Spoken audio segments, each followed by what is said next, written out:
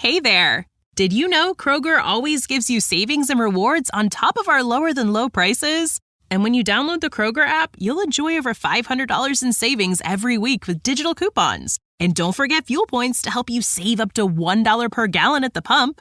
Want to save even more? With a Boost membership, you'll get double fuel points and free delivery. So shop and save big at Kroger today. Kroger, fresh for everyone. Savings may vary by state. Restrictions apply. See site for details.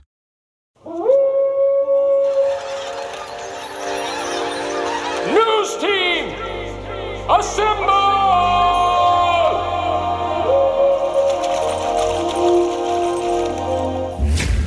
It's back and bigger than ever. It's the Unofficial 40 from Soonerscoop.com. Now, here's the entire Sooner Scoop crew. Carrie, Josh, Eddie, and Bob. We are back. It is the Unofficial 40 podcast from Soonerscoop.com.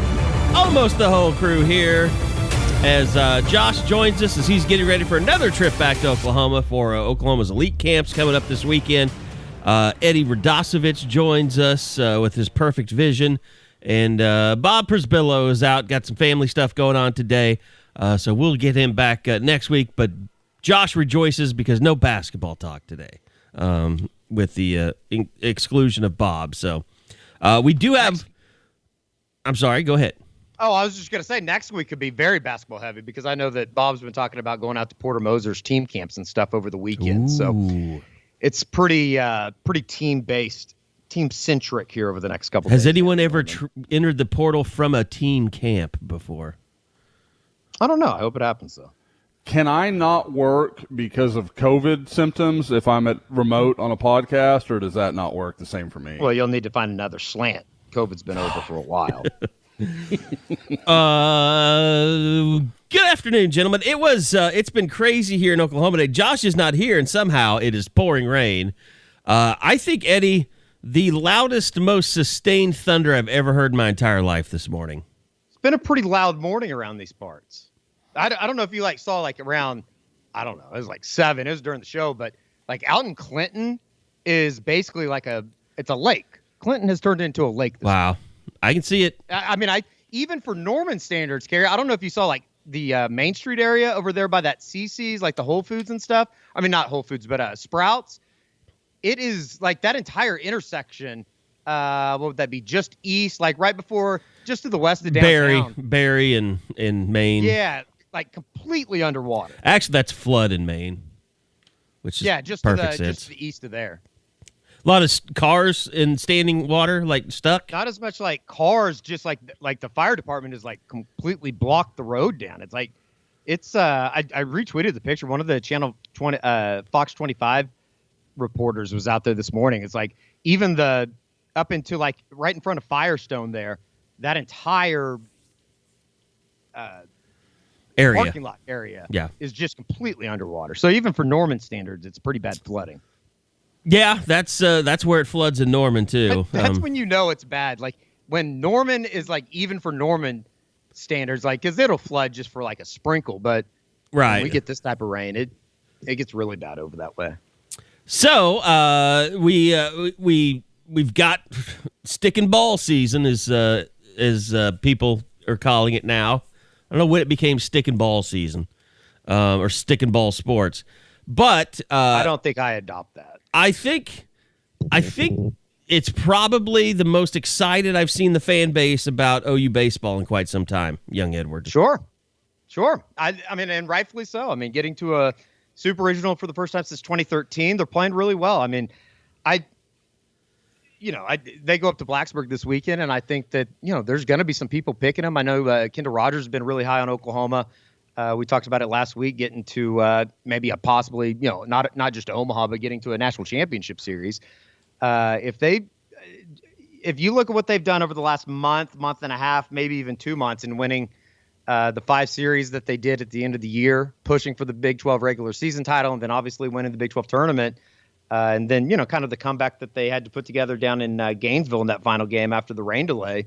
They're playing really good baseball, man. They're playing extremely good baseball. Peyton Graham is probably playing about as good as I can remember one player playing. I don't know. I don't want to say like in a decade because I know that wipes out a lot of people, but he's playing at an All-American status. Considering Still Walker just had his first home run and hit in Major League Baseball yesterday. Yeah, which is awesome because I think Steele, like, I always enjoyed talking to him. He's a really cool guy. And that's kind of a really cool story with him growing up and then, prosper in the DFW area and playing for the hometown team. But they're really good, man. Like, OU's really, really good right now. And if they can continue to get the type of pitching that they've gotten, I think during the postseason, they've combined to go, it's like a 3.13 ERA and 72 innings, 84 strikeouts, 16 walks. They've been extremely good, and especially that starting rotation of Jake Bennett. David Sandlin's been really good in his last 3-4 starts.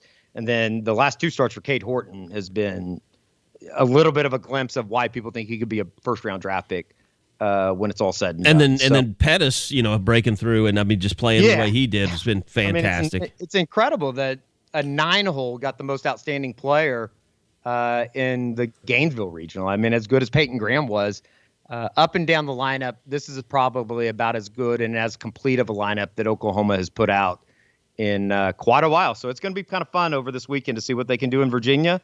And, if they're able to make a push and get to Omaha, it'd certainly be even more of a special year than it already has been. But just getting to where they are after those first couple of weeks, Kerry, it's like, I know people were really upset, but, we kind of continued to bang the drum. It's like they can just get a couple things worked out. They're close. And I think it's all kind of come together. Well, the pitching staff is throwing strikes now, too, which is always important, as we saw from the Oklahoma State-Arkansas series. I mean, when you're hitting batters left and right and you're getting guys, especially leadoff guys on base, that's just a killer in regional play. Yep.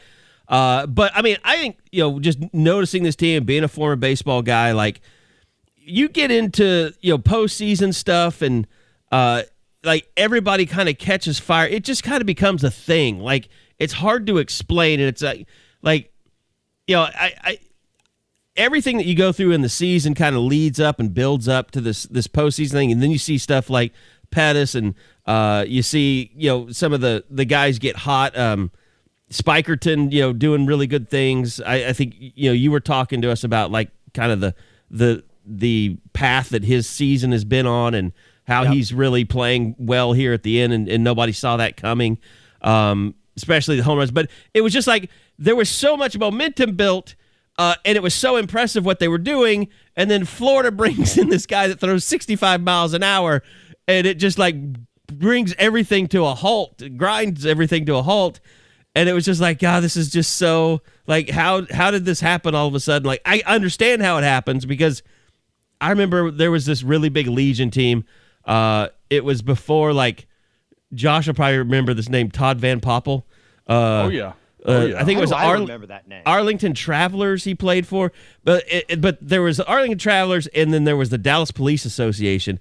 And we played Dallas Police Association and Burke Burnett one year, and we were so excited to play them, and like they had all these big arms, and we're like, I can't wait to face 90 miles an hour and see what it's like. And so we get there, and the day we play them, they throw a junk baller.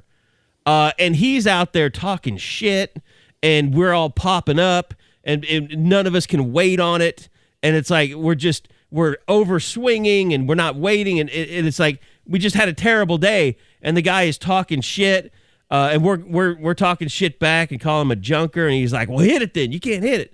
And it's like sometimes you face that kind of thing. I know exactly what they were going through. It's just like it's so frustrating because it's like we're built to be this awesome offensive machine, and we handled 94 miles an hour like it's nothing, and now you bring this guy in here throwing 65 to 75, and we don't know what to do. It's like I don't know what to do with my hands. Like it was so frustrating to watch, but I know it was more frustrating. It's kind of like the first baseman for Oklahoma State. Like, she's just getting dragged by everybody, but I know what that's like, man, to have a play like that just ruins an entire game, and being on that stage, it's just I feel so bad, in those situations, just because I know what that's like to go through some of that stuff.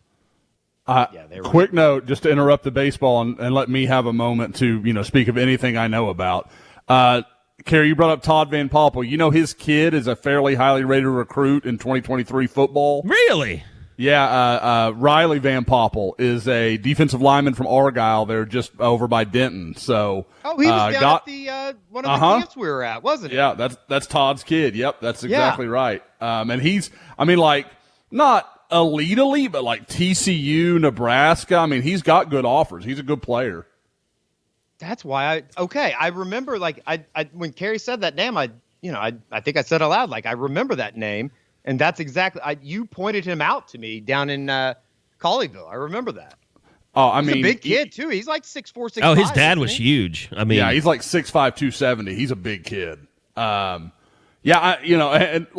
For my prospecting knows no sport bounds. I am always I love you Todd love Van Poppel phenoms in any sport. Yes, 100%. And so I remember Todd Van Poppel being because he was supposed to go to the Braves and he wouldn't go, and so he ended up with the A's. It was a whole thing. But and it's funny to think in that context now. I don't want to go play for the Braves, rather be with the Athletics. How I want to say much his time most changed. extensive MLB experience was with the Rangers. I think that's right. I want to say he had a couple years there where he never lived up to the hype, but I want to say he had a few years there where he was he was okay.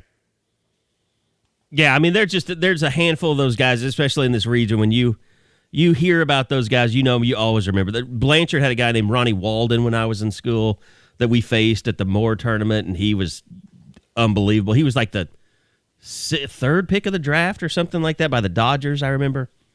It's crazy. Well, there's nothing that made me feel more old than realizing that Matt Holliday's kid's going to be a top 5 draft pick this year. He's supposed to be one of the either 1 or 2 high school kids coming out this year. Eddie, his 2 best years were with the Chicago Cubs. Todd Van Poppel? That's true. Yeah, that's true. He had 2 years. He had only 2 years, looks like, in his career where he had a sub-4 ERA.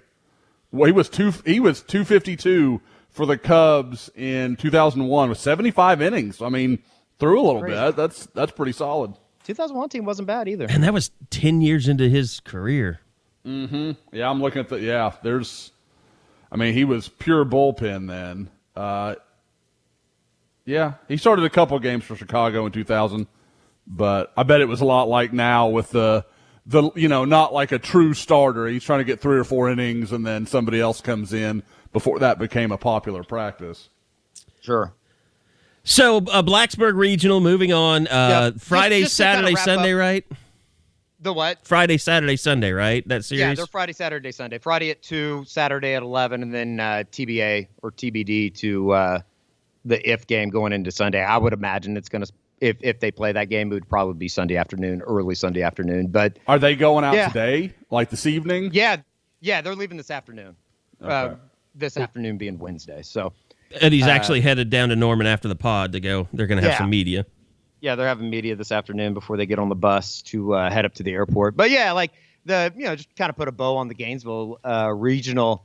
It's just kind of a continuation of everything that they've done this year. Spikerman makes the air, then he comes back from the rain delay and starts the 8th inning with a double. That I think it's one of those things that they've gotten contributions from those freshmen, whether it be Wallace Clark or Jackson Nicholas, all season, and then you kind of rely on the veteran guys in that group as far as like Peyton Graham or Tanner Treadaway, Blake Robertson, and they've been able to really do a good job of manufacturing runs. They've started to hit for power a little bit, which was, I think, a big question mark at the beginning of the season was like, who's going to be the guy that can, go get big hits when they need them? And Peyton Graham's been that guy for them. I think that more than anything, over the last month and a half, 2 months, when they've been playing at this high level, it's been a different guy every time they go out there, whether it be a Kendall Pettis or Treadaway or Peyton Graham or Blake Robertson.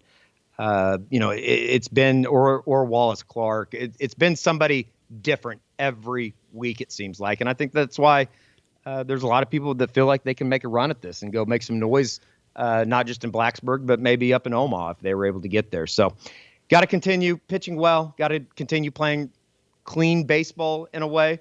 But there's no doubt. I mean, you look at what they've done here over the last couple months, and it tracks from, even if you want to go all the way back to the Bedlam series when they lost in dramatic fashion up in Stillwater on that Saturday night. They came back, lost the Sunday game, and then they went on a run. I think they're up to it's like 25-10, 26-10, something like that since then. And then, obviously here on the back end since the last series, they're 7-1 in the postseason technically. And then, I guess they've won 11 of 13 going back to the Tech series in the final series of the year. So playing really good baseball. It's cool. I love Skip. I think I know that there was a lot of people upset with him at the beginning of the year, but I think it's kind of all come together. And, I think that Reggie Willis has played a big part of it as well. Just getting him in the program, and it's kind of started to pay off in the recruiting world too. I don't know if you saw yesterday, but they picked up a guy from the transfer portal from Baylor, Kyle Nevin. His dad, Phil Nevin, who's now the interim manager for the Los Angeles Angels, who coached with Reggie at the Yankees the last 3 years. So kind of a small world type deal. But yeah, next year they'll have 3 big league, former big leaguer sons, kind of name guys too, Phil Nevin and Mark McGuire. So both McGuire will be here. And Kyle Nevin, who played, he had a really good season for Baylor. He was all Big 12 honorable mention as a sophomore, hit just over 300, had a really good weekend when he came up to Norman. So it's a really good add to next year's team, who's already going to be turning quite a bit. Josh, have you ever heard Eddie be a freight train of information about anything else besides baseball just now? That's why I was laughing. It's that's why I was laughing. It was like you were an unstoppable force of baseball information right there. I have Eddie. It felt like me talking recruiting. I don't want people to have to Google it, Gary. Gary. Well, what they're not going to have to Google is early 90s baseball prospects, because we've had Todd Van Poppel, we've had Phil Nevin. For people out there may not remember, Phil Nevin was the number 1 overall pick a long time ago. He was a huge deal. It's a very familiar name for me, yeah. For the Astros. I think in 92, 93, something like that. So he was a big deal. Interim manager after the Joe Madden stuff yesterday. Well, then you got A.J. Hinch, that's been one of the most prolific managers in major leagues. It's like 7 degrees of separation with him being in Oklahoma. And the same day, right? Like that, the Madden Nevin news came out yesterday morning, and then he announced that the kind of mid-morning yesterday, maybe afternoon. Yeah, so that was a lot of news in the Nevin family yesterday. One thing I wanted to talk about we all believe that OU was deserving of a regional. They proved it by winning a regional that wasn't in Norman. But I never want to talk down to fans, and I try never to do that. But I'll make an exception for the Florida fan base. I don't know how it became such a big deal about Nicholas to the point where they were booing him a day later. I just have to believe that those idiots showed up. They had no idea what Nicholas had done or didn't do, but they just heard other people booing, so they decided they needed to boo too. But that was one of the most maddening things that I've ever seen in sports, is for them to make that big of a deal out of a guy that essentially, I was a catcher. If I'm ever in that situation and a guy doesn't get out of my way, I knock the shit out of him and I go get the ball. It baffles me that catcher would allow a runner to impede him from getting to a wild pitch. That just shouldn't happen. It's I don't know how it was Nicholas's fault. Sure. You could say that, he did a little dance with him and maybe was a little bit of an obstacle to get there. But to make him the entire focus of your hate for a season, your pitcher balked the guy over to third base in the first place, and then your pitcher threw a wild pitch to allow him to score. So how is this Nicholas's fault to the point that you have to boo him every time he comes to the plate? It was the most ridiculous thing I've ever seen from a fan base. There was a lot of things that were at play there. I talked to people that were down in Gainesville. They said that the Florida fans were about as insufferable as they've ever been a part of. And this is including trips to Baton Rouge. This is including trips to a lot of different hostile environments. The other part of that is, and I think that this has played into Oklahoma's hands a little bit, just as far as I think this helps them be that kind of team. They're kind of a little bit of a, I don't want to say unlikable bunch, but they're kind of cocky. They like Peyton Graham isn't like the most talkative person in the entire world, but after he hit that home run and he kind of smiles at the Florida dugout, he just kind of has this like kind of shit-eating Well, no, here's what it is. When you're about him, and it's a good thing. Here's what it is. When you're a guy that looks the way he looks, Sure. and you're a meathead on the other team, like that is getting beat by some skinny, pencil neck geek looking guy, like kind of looks like Yelich. I think that was a great comparison that they made. He looks like during the Yelich. regional. I mean, that was for OU fans. I'm sorry you had to sit through that announcing team too. It was brutal. I had Toby on the entire time.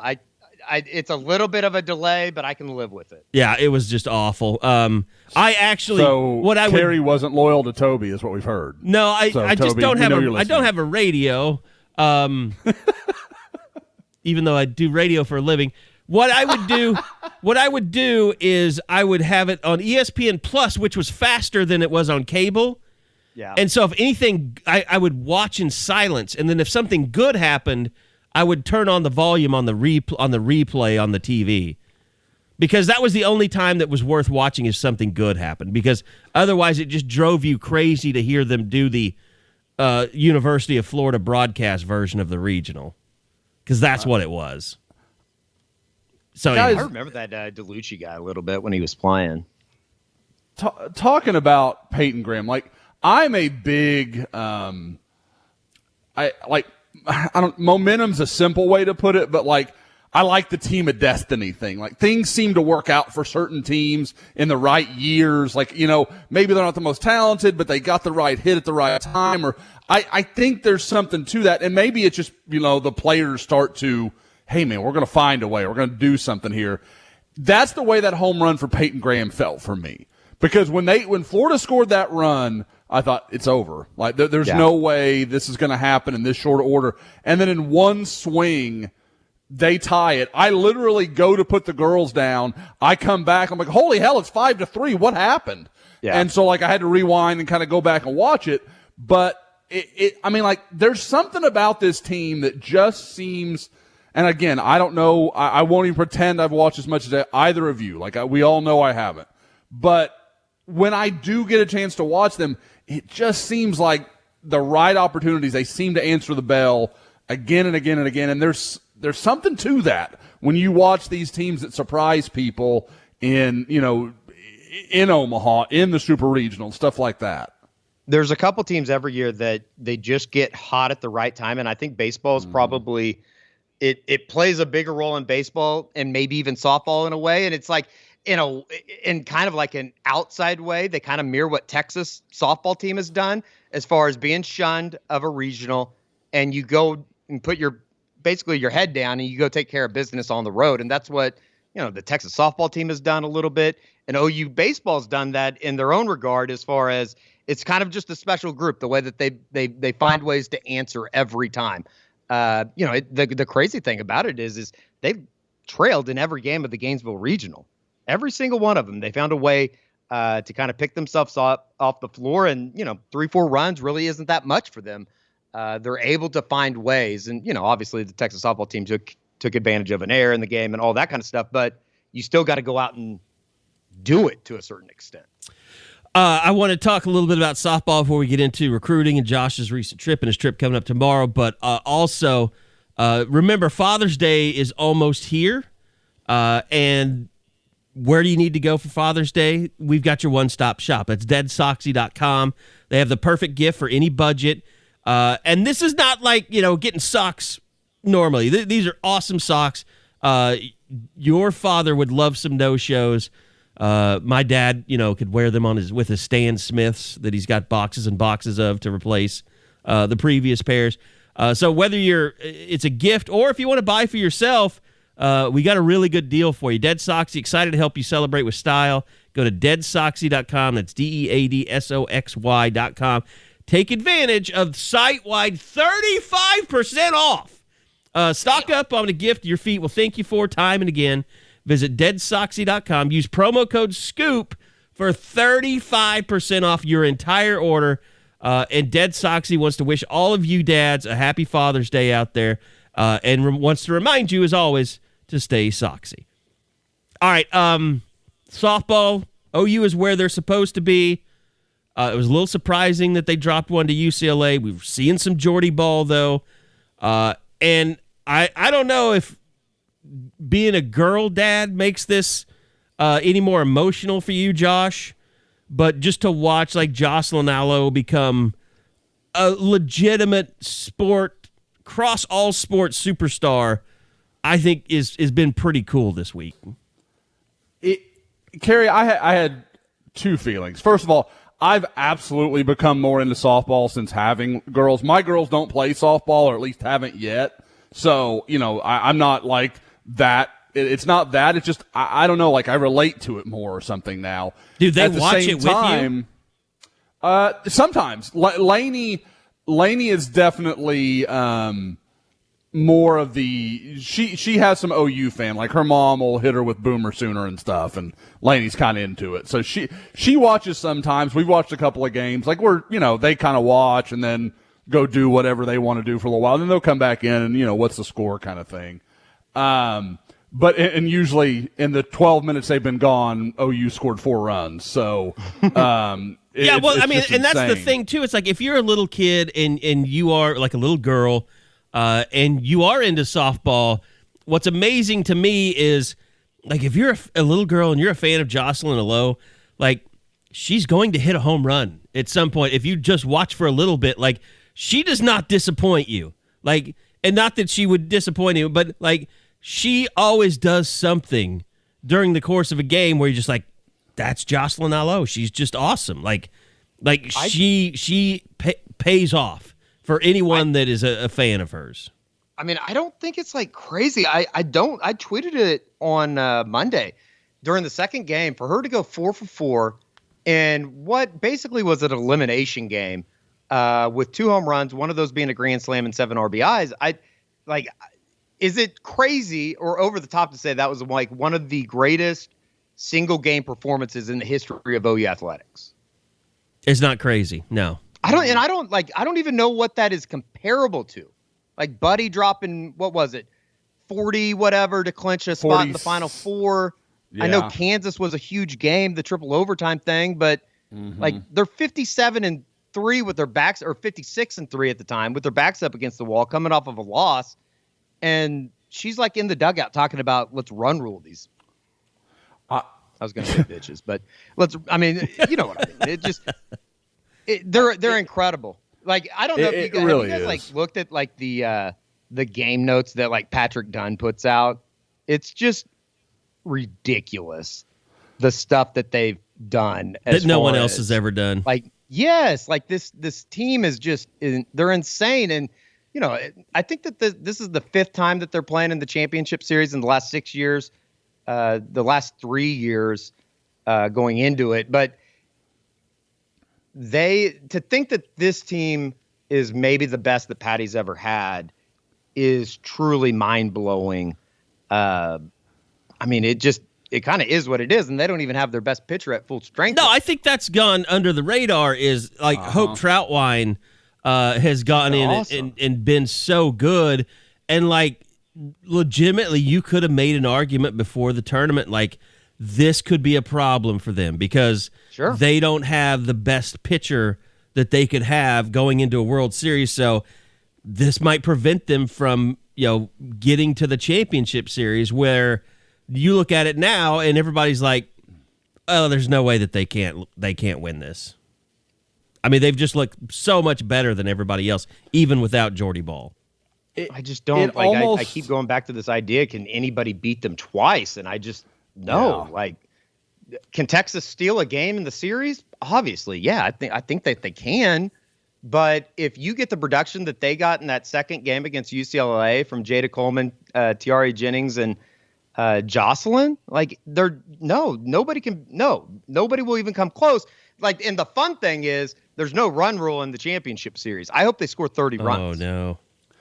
Well, and now that assuming Ball didn't have any real problems coming out of that first UCLA game, that you can steal 4 or 5 innings out of her when you need it. Like, even her at 80% is better than the vast majority of college softball. Like they are in a better situation because of that game one game than they had any reason to expect to be. I mean, because, I commented on the time, a lot of people were mad about it. Like, there's no way they thought they would get what they got out of her, or they would have started her in that game. Like, there would be no reason not to. Like I said, it's unbelievable. And, Eddie, you talked about the game notes. What's amazing to me is like the in-game decisions that opposing managers have to take. Like, do we walk Barry Bonds to get to Mark McGuire? Like, I'm like, crap. Like, there's no good, like, we're going to walk Jocelyn Alo. Okay, cool. You're juicing the bases for Tiare Jennings. Like, I mean, great. Best of luck with that option. Like, there's that top four, that's got to be one of the best top four lineups in the history of college softball. There's just no way from Coleman through Jennings, through Lyons, that there is Grace Lyons better. has had multiple home run games in this World Series. So, I mean, Tiare Jennings has 54 career home runs, and she's just a sophomore. Yeah. She could play for 3 more years. Would she get no, she didn't get the COVID year, does she?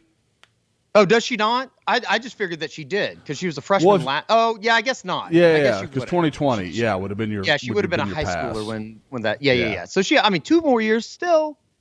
Oh yeah, it's still insane. That's the craziest part about all this is like, they lose like Jana Johns and Jocelyn Alo obviously off this year's team, but I mean, they're just getting better again. I mean, they got the number 1 hitter and the number 1 pitcher in the country coming in next year. I mean, I know that like the board OGs would know that Ogre would be the person to talk about this kind of stuff, but it's not slowing down. They're building a brand new stadium down there that is only going to get bigger and better as far as like recruiting goes and facilities and all that kind of stuff. By the way, I mean, you mentioned, beating Oklahoma 3 times. I mean, I got to think, if Texas has any chance, they have to win tonight. Because if OU wins tonight, it's basically over. I mean, you've got to play 2 perfect games in order to take this thing from Oklahoma. Yeah. Mm-hmm. It's insane. It's also kind of funny that like the 3 teams that beat them were the other 3 semifinalists. Yeah. Obviously, Oklahoma State and Texas and then UCLA. I mean, I think I'll say this. I thought Oklahoma State was the better team. They just had one of the worst mistakes in the history of modern day World Series, women's World Monday Series. was a really bad day for the Oklahoma State. Diamond God! Fan. I mean, like, I know crushing. I know most of our listeners look at that and laugh. Sure. Eddie and I, because of radio stuff, we try and be more down the middle. Like, and I think we both have a segment of OSU fans that like us, and if you don't have an OSU buddy and you didn't like text him to give him a little shit, like what's the Bedlam rivalry even for? I texted my buddy yesterday. I was like, I heard that I've heard from Josh Holiday and Kenny Gajewski, and they've had a great first day of off season. I don't know what that's like. Now I will say, maybe my new favorite player in college baseball is Rock Riggio. I love that dude. I could watch him play baseball forever. Just watching him swing and hit, like I'm a huge fan. I think he's really good.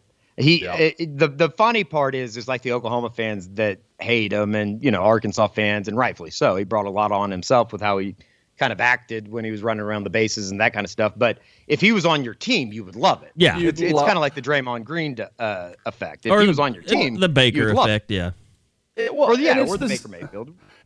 Same people that are bagging him are like, yeah, Peyton Graham, stare at that Florida dugout, let them know what's going on. Like, you can't have that both ways. Like, you got to acknowledge. I mean, like, I guess you can. That's kind of the point of being a fan. But like, you have to accept that if he was yours, you'd love him. But I get that you hate him because he's not that dude. I love all those guys. Baseball needs more personalities, needs more people like that are not. It's not a country club sport. I don't know why everybody pretends like it has to be. I hate that crap. All right, so tonight, I think 7:30 Yeah, time? game one, 7:30. Game 2, they move up an hour back to 6:30 on Thursday, and then if necessary, game 3 is back to 7:30. Okay. And it's been good for Oklahoma City. I mean, it's been great seeing, the expanded stadium. I know, Eddie, you've been out there a little bit. Yeah, I went out there on Saturday. I think I often forget about it, but just seeing how many people come to Oklahoma City, and kind of like people go to the College World Series in Omaha, but come to Oklahoma City as a destination, not to mention the 600, I think there was 600 fast pitch teams here in the city area over the last week and a half playing in a tournament. It's just kind of cool to see how many people come visit Oklahoma City specifically just to go watch the College World Series. And it's not just, teams that are OU fans or Texas fans or whatever. They're just softball fans in general. So it was a lot of fun. I would recommend anybody trying to go out there, if you don't get out there this year and get to the championship series, get out there at some point. And I think what makes the Women's College World Series special now compared to the Men's College World Series, it's not just Rosenblatt that used to be such a thing. And it just seems like since they built a new stadium, there hasn't been the excitement around men's college baseball that there used to be. But part of that's probably just growing up and growing older. But I think one thing that really adds to the Women's College World Series is that they have their own specific broadcast team. That's what they specialize in, and they're really good. I mean, I know people have been back and forth on Jessica Mendoza since she's doing Major League Baseball stuff, but their broadcast team is just made for that, and you feel like that that really makes it unique and special. That it's basically ESPN has built part of their station around women's college softball, and it makes it better. It makes it more fun to watch. It makes it more enjoyable. Josh, I know you're getting ready to head back up, and big camp's coming up, so let's talk a little bit about that. Can't wait for you to get on a plane again and pay for their gas. Always fun. Taking away from my studio money, gas, airlines. So let's just talk a little bit. I mean, I think we talked a lot about it when you were in town last time. It was very successful first 2 high school camps for Brent. And then they had a really big recruiting weekend. So I don't know. Do you want to start with, let's start there first. Let's talk about the big recruiting weekend. They were scheduled to have 26 offers in on visits. But and you've put up notes throughout the week on what you've heard, but just kind of break down for us how the weekend went. Yeah, I mean, it was, I've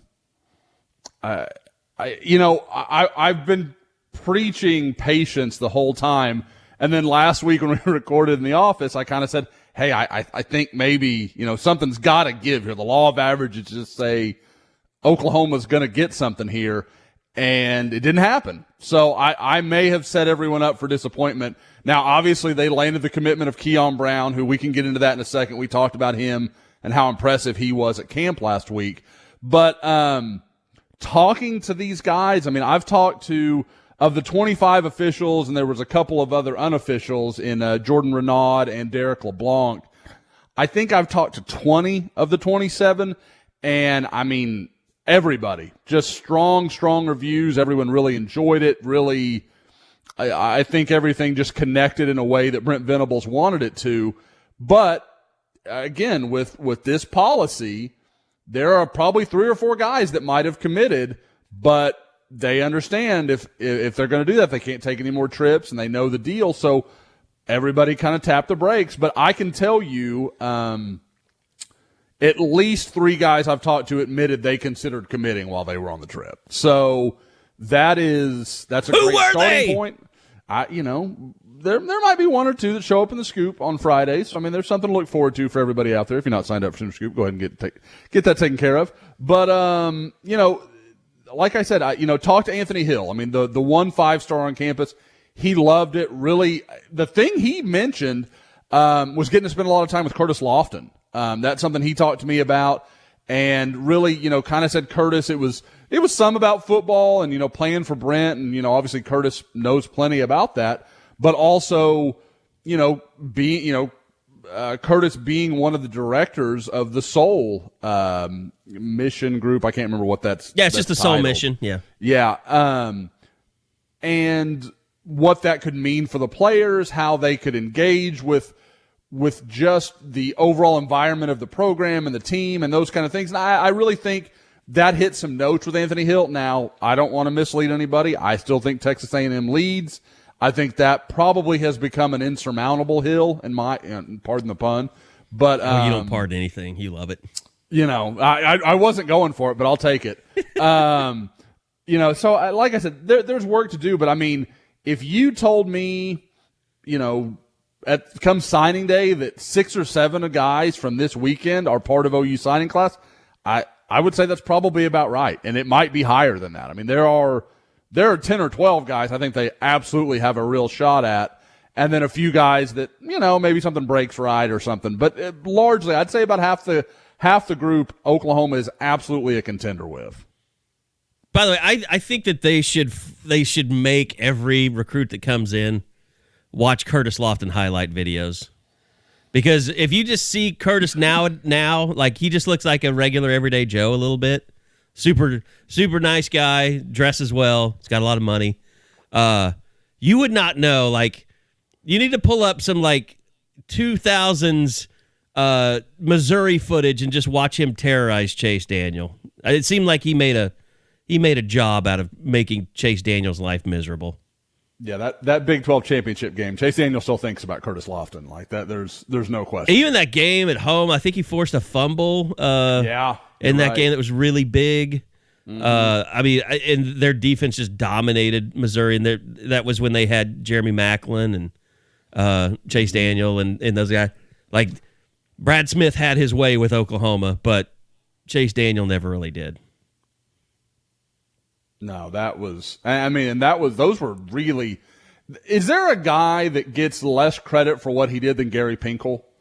Like, that guy won a lot of games at Missouri, a place that has proven to not be that easy to win at a high level. I mean, he's there. I mean, I can't remember the old USC guy was there. Larry Smith. Like, mm-hmm. I know they had some days before then with, like, was it Dan Devine? Is that where he went after Notre Dame? Is that right? They had a little bit of, but, like, to me, Gary Pinkel's probably their greatest coach. Yeah. They never won a national title or even sniffed one, but I mean, they were number one in 2007 when OU sure. beat them in the I think so. They'd have played for one that year. Yeah. Well, it's a little bit of what Oklahoma State's gone through here over the last decade. Just the fact that they were so good for a time, but were never able to get over the hill because Oklahoma was just like that much better in the national setting of everything. I'll never forget they had game day in Norman, and the person that had that one in the Stinkle, two in the Pinkle sign. Or was it one in the Pinkle, two in the Stinkle? I can't remember. No, I think that was it. That was a good year. That would have been the game that Curtis Lofton destroyed their dreams.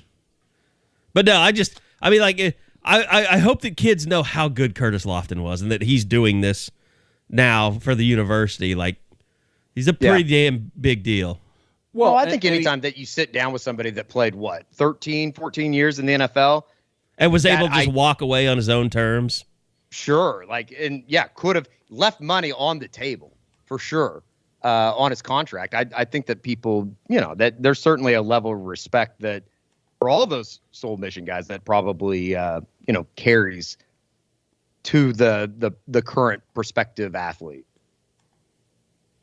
So, but no, I mean, it is going to be really interesting to see, like you said, with Hill being so impressed by the Soul Mission and sure. how that becomes a weapon for them. And I mean, like, outside of that, Josh, like the barbecue and everything, I mean, I would imagine that those guys were spending a lot of time with the kids, whereas in the past it might have been like, parents really spending time like with recruiting people and stuff like that.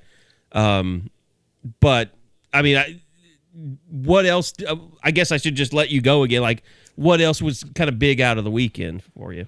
Well, and we talked some about it, guys. I mean, 25 official visitors, a couple more big-time unofficials that they really want.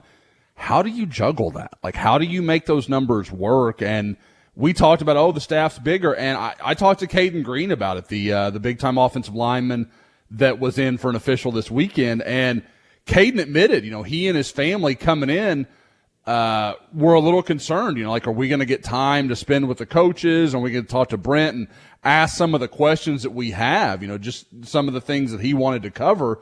And he goes, we were super impressed. Like the way they organized it, the way it ran, we never felt like we got hurried out of a room or we had to move on to something else. Like it was very structured and they had a plan for how they wanted to handle it. And that was something that came up a couple of times. Like, yeah, there were a lot of guys there, but we always had somebody with us and showing us around. And obviously, you got players there as well, kind of, handling their duties as hosts and how that works. Although that's minimized in recent years, especially now with so many, the staff getting so much larger. But yeah, exactly. I think that is, that's something OU answered, that there was really a concern even amongst recruits, like how that was going to work. And it sounded like it went seamlessly. Talking to, like I said, I had a long talk with Caden. I think everything's very good there. I think OU probably still continues to lead. I will say I talked to a few people that got to spend some time around Jackson Arnold, the quarterback commitment that, yesterday in the updated Rivals rankings has now moved up to the doorstep of a 5-star ranking. He is one of those guys that, people when Jeff Lebby offered him early and frankly took him over Jaden Rashada, who's a very talented player himself out of California that has admitted he was close to committing to Oklahoma. When OU decided to take Arnold's commitment and not wait for Rashada, a lot of people had doubts. And Arnold has just climbed and climbed and climbed the rankings and is, now, a top 5, top 6 quarterback in the country that, is actually getting ready to go compete at the Elite 11 here before long. So there is, sorry, I got a little sidetracked there, but talking to a few people that he hit some good notes with people. Jackson's kind of a more quiet guy, a little more reserved, but I get the impression he does that in a way that other recruits like. He's not pushy. He's not going to shove it down. Some guys it's too much. If frankly, a guy that used to hear that about was Jeff Lebby when he was a recruit it's almost too much. Like he's on me too hard, that kind of stuff. You don't hear that about like Jackson Arnold. Like it's just like, yeah, man, he's cool. You can talk to him, if I've got a question or, something, but he'll work a little OU pimping in there for a second, but it's not hard. It's not to where the guy's like, I can't even be around that guy because all he wants to do is talk about when I'm going to commit. So you don't get that from him. But yeah, like I said, talking to guys, I thought Jacoby Johnson really came away glowing about the visit. He really loved it. Being the only Oklahoma guy, he raved about going downtown. The first night there, they went down to Bricktown and they had like a police escort. And so, of course, he's used to driving down there like all the rest of us have. But he's down there with a police escort and they're, taking him to dinner and doing all the stuff that they're going to do. And, you could tell he kind of soaked up that moment where it was a little different for him. I asked him if any of his buddies, came to just take pictures as he walked behind the velvet rope, but apparently nobody did. So, like I said, go ahead. One of the things that, like, just from being around the camp and stuff last week that, I think that they really tried to put out there was the 18 guys that are former players that are now on the staff and part of the bigger support staff. And I think that it certainly has to help having that many people, familiarity with the program and being able to sell the program when you do have the 26 official visitors like they did last week. And something like that, I would imagine you just couldn't pull that off to what you wanted to do if you didn't have an expanded support staff. That's just one of those further examples of how something like that can kind of come together.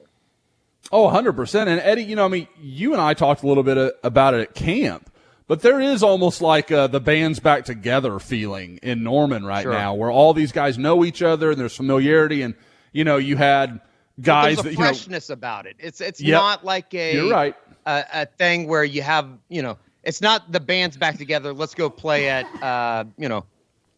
and I know that like casinos support us around here, but like they're not going to play it. Like it's not Journey going to play at insert whatever casino. It feels new. They have there's a certain energy level about it that it's not taking you back to 2000. It just happens to be the same guys and a same vibe about it. I don't know how to explain that. No, I know what you mean. Like it does. It feels different. Like you have new faces and you have new ideas and those sort of things, but there's still a comfort amongst these guys. Like they, for example, it's such I wonder how Cale Gundy feels about the dynamic of I coached Jeff Lebby and now Jeff Lebby is, for lack of a better way to say it, his boss as the offensive coordinator. So it's kind of funny how that stuff works out. But I agree with you completely. Like there is a familiarity, but it's not the same thing. And I don't think there's a better example than when we talk about how big the support staff is, and then you flip and see, our guy on Reed Lindsay tweeting on, I think it was Monday, about trying to contact his family and give them his best wishes after the workout with Schmitty. Like so there is that old time, like, oh, these guys are going to work hard in the summer, but at the same time, there's a little bit more, I don't know, family. I don't know how you want to put it, but there is a connectivity that's a little different. Let me ask you about the guys that were close to committing. How much is it talked about, or even is it out in the open? Like, yeah, I would have committed, but I want to be able to take visits. Like, how much has that been, I guess, discussed? Is that something that is openly talked about by the staff? Is that like almost like a barrier that is a very real out there that isn't talked about? That's a great question. It's one that when I kind of follow up along those lines, guys either kind of duck it or they don't quite, like, I haven't gotten a firm answer to, okay, so that's why you haven't committed, right? Like I haven't gotten anybody to say it on those terms, but just looking at it, and when I talk to these guys, I mean, that's the crazy thing. I have talked to guys in years past that did commit at events like this that weren't as excited as the guys who did not commit. So I think there's part of me thinks the policy is part of this. The other part of me thinks this is almost like a balancing of the scales. So from 2020 and 2021, guys, we talked about it on this pod for 2 years, how a lot of those kids got robbed of their official visits and just immediately jumped on the train. And, last spring, like spring of 2021, everyone went crazy with commitments, and it was all so hurried, and everybody was everything was just accelerated because everybody was like, well, what if COVID shuts everything down again? I feel like everybody's come back to normal, and rather than being in drive, they're kind of in neutral. Like everybody's kind of like, oh, we got time. Like we're not going to rush this. I saw this guy rush it in the 2022 class, or that guy in 21. He told me he wished he'd gotten to take all of his visits. I'm going to take all of mine. Because there's some guys that right now, like I mentioned Anthony Hill, it's going to be a huge upset if Anthony Hill is not at Texas A&M next year. At the same time, he wants to take a few more trips. Like, I feel like if this was 2 years ago, he'd already be on board. So it's just a little different. Like I said, I think it's a balancing of the scales where these guys are kind of learning from their predecessors. Okay, you don't have to rush. It's okay. Because these are all elite guys. Schools are going to wait for them. But I at the same time, I don't think it's all that. I think there's absolutely some element of when we can't take any more visits, we're not ready to commit. I got to admit, I got a little upset with Eddie talking about Journey as a casino band. Then I went and looked at their ones that I could think of. I went to look at their tour schedule, and they basically just do a residency in Vegas now. So, I'm going to upset some people. I can't stand Journey. I have no love for Journey. That dude needs to stay in South Detroit. I'm so sick of that damn song. I hate it so much. Born and raised in South Detroit, yeah. Yeah, he can just keep his happy ass there. She can do whatever she wants to do. See, that's our generational gap. That was big in junior high dance. That like got you the girls. So you had to like Journey if you're my age. Yeah, I mean, if there's a good positive connection like that, I think of. I had a buddy. You just never started believing. You don't have to stop. No, I do not. Nope. I will never say. Believed. I will say. Sequel. It's distasteful because Steve Perry was there singing "Don't Stop Believing" in between innings of the World Series when San Francisco played the Royals, but he's not in Journey anymore. They found someone better. So the little what is he? Where is that country where he's from? Oh, Arnel yeah. Pineda, that guy. Yeah, uh-huh. He's like not Panamanian.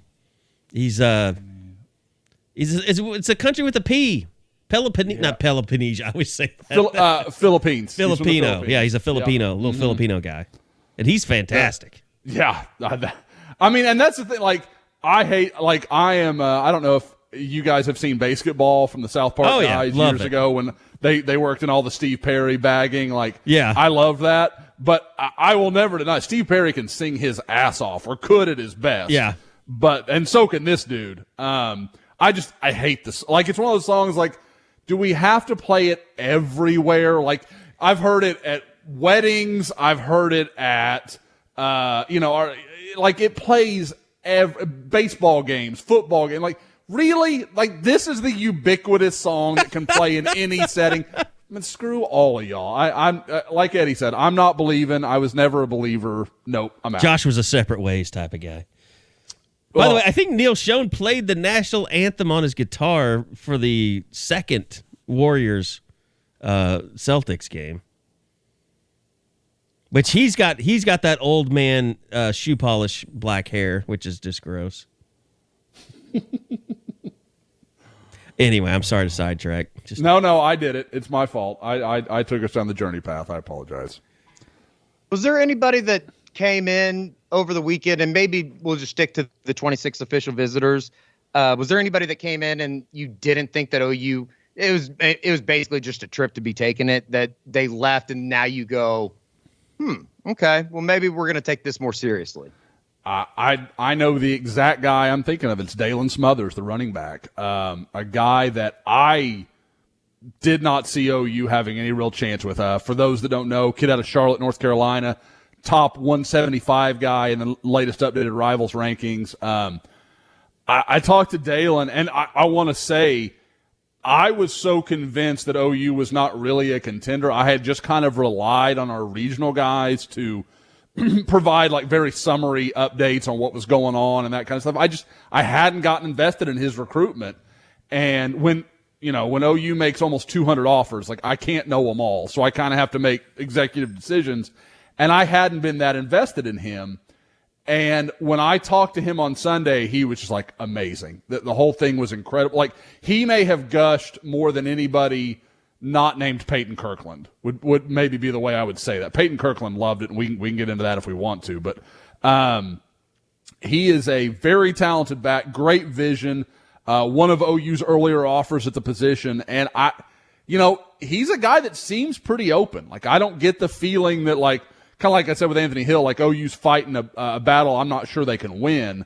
Dalen Smothers doesn't feel that way. Even though he's in North Carolina, obviously a lot of currency for Brent Venables and those guys from Clemson in the state of North Carolina. They've recruited the hell out of that state while he was at Clemson. So there's a lot of people they know. There's a lot of connection there.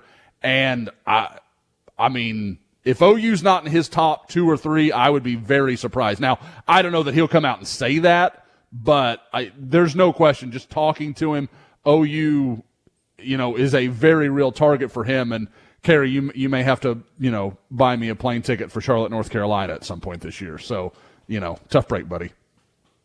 I mean, it's your money too. I've told you this. Yeah, I mean, I mean, you're just hurting yourself. I know it makes it easier for me if I just think of it as Carrie's money. I'm like, it's Carrie's. I'm not spending anything of my own. But yep, it bites me in the ass too. So that's it's a mental game I play with myself. Killing NIL deals. That's all. I mean, Yeah, I mean, nobody wants those. I definitely didn't get any questions about those in the board chat, like who's going to be the next NIL. and speaking of, I wanted to say it earlier, but I didn't get around to it.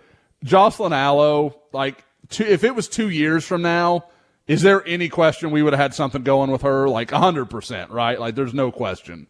She might be too big for us. I mean, she's almost a national brand. Tom Brady was in her DMs after the game. I know. She's blown up. I mean, I hope she's making a lot of money by the time the she deserves it, too. She's the greatest athlete, arguably, in OU athletics history, not just softball, not just women's sports.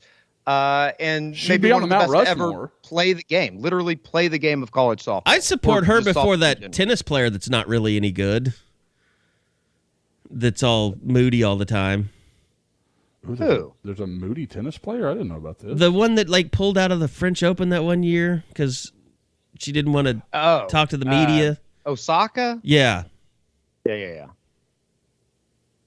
Yeah, she's more marketing than player, I think. I mean, she's really good. I think she was the number one player there for a while, but I don't know. That we're stepping in Bob's territory. I don't want to talk to him. Yeah, Bob's not here to defend anybody. Right. Or guys, back me up.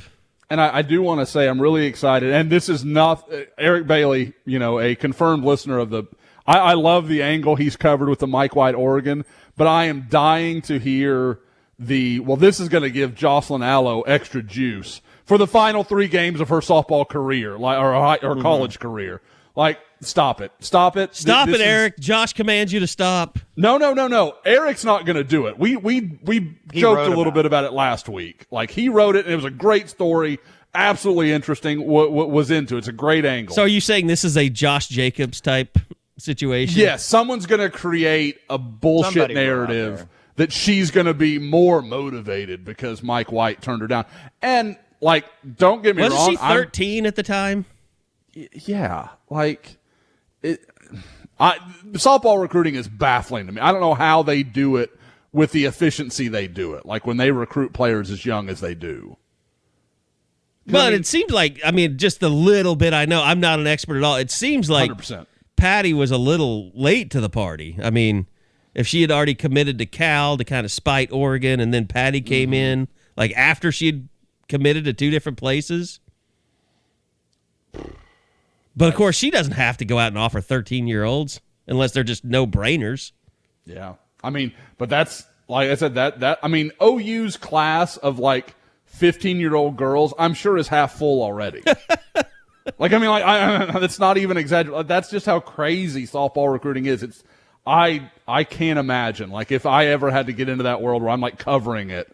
Well, you realize that if we'd start a softball recruiting division, you're responsible for it, right? So yes, it's up to you. You were going to hire James Hale, and I'm Jesus Christ, I'm going to have to. Well, I'm going to have to call and be like, "Can I speak to your father? Let me talk to your father first, because I'm not sure you even know proper phone etiquette yet. So let's get this out of the way, and then I'll talk to him for the first 3 years before you can, drive a car." So that would be really weird. I don't even know how you'd navigate that and not feel incredibly awkward. I feel awkward about things I have to do. When I'm talking about freshmen or sophomores, I'm they haven't even played varsity yet. But for a kid that's in middle school, and may have a year or 2 left to go of middle school, that's too creepy for words. Yeah, people. Josh, I think people don't understand. One thing that triggers Bob is when he sees a 2026 kid on campus that's a quarterback visiting. Mm-hmm. And then he shows us the tweet, and we're all okay, whatever. Yeah, and I wish more people had let them play a game of varsity. Just the old Bob Stoops rule. Can't talk to them until they've played. Just leave them be until they've played a game of varsity football. Josh, you got to screw around with people with the Jinx quarterback that you knew the news was going to drop. Man, people got mad. They were really mad at you. Mm-hmm. I was like, what's happening? You were clickbaiting them, they thought. I know when they say you're clickbaiting without literally giving them anything to click on. I didn't send you anywhere. Twitter does not pay me. I'm not an influencer. Now, if Eddie does it to you, maybe. But Twitter gives me. But nothing. I will say, it's like one of those things. You get high school Jinx fans, and you say, "I know something you don't know," which is essentially what you did. Yes, that's not going to go over well. I don't know how you could figure out that was going to go over well. Because I was just wow, this is interesting. I got it and was in no way given the right to report it. Like, it was just like, whoa, that's really okay. That's awesome. That's crazy. I guess we should talk to some of the people that are listening and have no idea what we're talking about. Jinx, 2 weeks ago, lost Shaker Rising to Tulsa Union, which is a move. I mean, sent shockwaves around the city of Tulsa. It'd be like if Caleb Williams went to Texas. Like, I mean, that is on the high school level. That's the kind of thing you're talking about here. That's like blood oath. Total betrayal. That's crazy. And I mean, I don't know the circumstances. I'm not down on Shaker for it at all. I don't know. But, I mean, okay, I know some of the circumstances, and I kind of get some of it. But I know something you don't know, and I won't tell you. I think there was some question of how Shaker Rising wasn't the full-time starter, is the impression I've been given talking to people. So, that makes sense, yeah. But regardless, Jinx has now replaced him with another incoming freshman, which for, those who don't know, Rising took them to the state championship last year as a freshman. Now they have another freshman coming in. I literally, when that news broke, they're like, what's the big deal? He's just a freshman. I'm like, did you watch Shaker Rising last year? Like, he had no problem taking Jinx to a state championship. This kid has offers from like A&M, Florida State. I mean, by the offer list, he's well ahead of Shaker Rising. And now he's coming in as a freshman. You're going to tell me that kid can't help? And his dad, I mean, like, people say, oh, he's a crazy story. His dad played on the 90s state championship Jinx teams, was the quarterback of those teams. So it's not like this guy's just some hired gun. Like, he knows about Jinx. He knows what it is. I wouldn't write any of it off. So it's going to be very interesting. Like I said, I can't wait to see Jinx Union. Union looked outstanding when I saw them this spring. If this kid can come along for Jinx, they're really good outside at the skill positions. Adam Gaylor will work magic on that defense. He literally always does at Jinx. I would be hard pressed to believe there are many better high school matchups than Adam Gaylor at Jinx and Dub Maddox at Union. Those are two really smart guys that know each other pretty well going head to head like that. That would be fun just to, like, I don't know. I mean, football nerd out moment here, but just like listening to them go through their calls and what they're thinking and how they prepare. Because like I said, they know each other. Imagine how good that staff would be if they coached together. Yep. That wouldn't be bad. Wouldn't be bad. But yeah, so I mean, it's I said 6A1. It may only be the cream of the crop yet again, but man, there's going to be some fun battles up there. Owasso. I mean, Bill Blankenship hadn't gone anywhere. He's gonna have something to say about it. Bixby now. I mean, 6A1's going to be now involved in the party as well. 6A1's going to be a bloodbath. I mean, that Tulsa area every week's going to have a must-see game. And you got our really people from Quick Trip that lined up the Owasso Bixby game in the beginning of the season. Is going to be awesome. Just for the inside baseball story there too of the Owasso quarterback going to start for Bixby next year. So there's storylines all over the place. Before we get out of here, Josh, let's hit on what's upcoming and why you're coming to town. But Brent, the type of camps that he's getting ready to have. Well. Keyon Brown from last week. I know that we hit on him at the beginning of last week's pod. It was kind of like the new name because he had just camped. Yes, Josh. Okay, so let's go commitment, and then we'll go to what's coming up this weekend. Sure. No, with Keyon Brown, I mean, he's a guy, we talked about him, like Eddie said, on last week's pod, and I was blown away. He was not a kid I knew anything about. I knew his buddy that had come down with him, Jordan Pride. When I'd heard they both showed up, I thought, oh, man, Pride, I got to go see him. And that was really the main reason I went over to watch the wide receivers and DBs. And in spite of a really good D-line group that was David Stone and Zadavian Sims and all those guys, I walked over to see that matchup, and Brown was unbelievable. I mean, this is a guy that is 6'2.5", 6'3", runs really well, real physical at the line of scrimmage. He's not a guy that you're going to press and bump around. He is, just a body type carry. Reminds me, and I made the comparison in the commitment breakdown, to Travis Wilson a little bit at the same age. Like big, strong, sturdy guy. Runs well, not like elite, he's not Marquise Brown on the outside or anything, but he can absolutely go really quick, change of direction, kind of is a guy that loves that Euro step. Like he'll love to bring it one way and then cut back the other way real violently. So he's fun to watch, a good guy in the return game. So people have made, kind of asked me, hey, where does this trade, essentially of he and Ashton Cozart, where do you come out? And I would say I would probably have Brown a little ahead because I think he's more college ready with his body type. I think he's played a little better competition level there in South Florida, in Central Florida. Like I said, Cozart still is going to need a lot of development and all that sort of thing. And I like this kid a lot. And I like that he was willing to come up camp, try to earn his offer, really kind of wanted to come in and show himself. And I mean, we only got, I think, 2 or 3 clips of him, but he's one of those guys you didn't need to watch a lot to be like, that dude's special. He might be the best player here. And again, when you're talking about a camp that had, over the course of 2 days, probably 10, 15 guys, 4 stars or higher, and he's a 3-star that may have been the best of them all, that's something. So this is a good get for Oklahoma. I have yet to track the guy down. I'm still working on it. We didn't have a phone number, so I'm kind of working through it. But he is like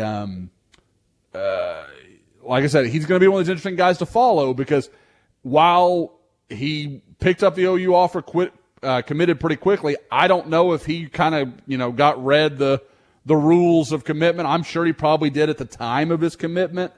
Did he understand what he's doing, basically? Exactly. But, this is a kid that after he went to OU, he went to Alabama and picked up an offer. He already held a Florida State offer. He's a local kid. So there were things that, make you think like, I guess he just was ready and knew what he was going to do. But at the same time, it all happened so quick. He's from outside of the area. It makes you wonder a little bit. But like I said, until we talk to him, I'm not going to have a great feel for it. But I would be shocked if OU took that commitment and didn't say, hey, this is what we expect. All right. Anything else we need to get out there? Just this weekend. Yeah. It should be a pretty good camp. I think the Friday session is probably going to be the better of what I've seen so far.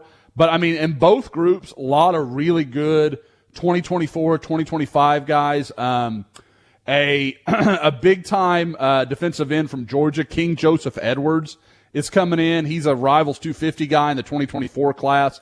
He's going to be there. Ryan Grayson, the big-time DB from Beggs. My first chance. I know Eddie has seen him, but it's my first chance to see him live. Edwin Spillman is expected to be there, a 2024 linebacker from the Southeast that is coming in. And interestingly enough, Brett Young, a 2025 linebacker that is a Clemson legacy that obviously knows, Brent and those guys through that. It will be kind of interesting to see what becomes of that. You'd have to think if Clemson gets involved, that's probably what he does. But, he is a linebacker. So, there's going to be a lot of affinity and connection with Ted Roof and Brent Venables. So we'll see where that goes. But it should be another solid camp. I would expect that we see, kind of like last week with probably 3 or 4 offers coming out of each day where there's going to be some names. Because, again, what I've got is what I've been able to confirm. But with Oklahoma really just scouring 2023, 2024, 2025, and really doing it nationwide, there's going to be some guys that come in that I'm not prepared for that just kind of like the Samaj Pierre kid that I talked about last week that just come in and put on a show. All right. I think, did we lose Eddie? Is he on his way to Norman? No, I'm still here. Okay. I'm still here. Uh-huh. The crazy thing about the camping and stuff is just seeing the guys that actually went through it. I think that, over the last couple of years, the camp setting has just kind of become a thing where you go out there, but you don't really get a whole lot out of it per se. And I think maybe this year more so too, just because it seems like they're trying to do a more, evaluation of guys. It just seemed like last year there was, with the previous regime, there was so many guys that it's like, this guy's a really good football player. Like Eric McCarty's a perfect example of somebody that it didn't matter if he came in camp. It didn't matter what happened, they just weren't going to offer him. And, I think Venables in this group, they're more aimed to go get a guy that they truly believe is a really good football player over somebody that fits a measurable. And I like that. I think, I mean, geez. There's a happy medium between like going after every 5-star and failing and then going and trying to get, like, I know that there's some people that are upset about how OU's recruiting right now. They're like, well, they're only worried about 3-stars. It's like, they're worried about football players. Yeah. And I think that there's like a happy medium between, obviously recruiting at that elite level and then also finding those quote unquote diamonds in the rough. I feel like, and it shouldn't surprise anybody with what we've talked about and what we've heard Brent talk about all along, that there is more allowance for, if we've got 25, 20 needs to be the kind of guys that would live on any roster, from Alabama to Ohio State or Clemson. Yeah, they're going to have to be those guys. But there is a little wiggle room with this group in that dude's just a really damn good football player. He's going to buy into what we want to be in the locker room. Like, he's going to be, and I know people hate that stuff, but that stuff matters when culture is such an important thing that you're trying to push. You've got to have guys that care about it, that want to be there.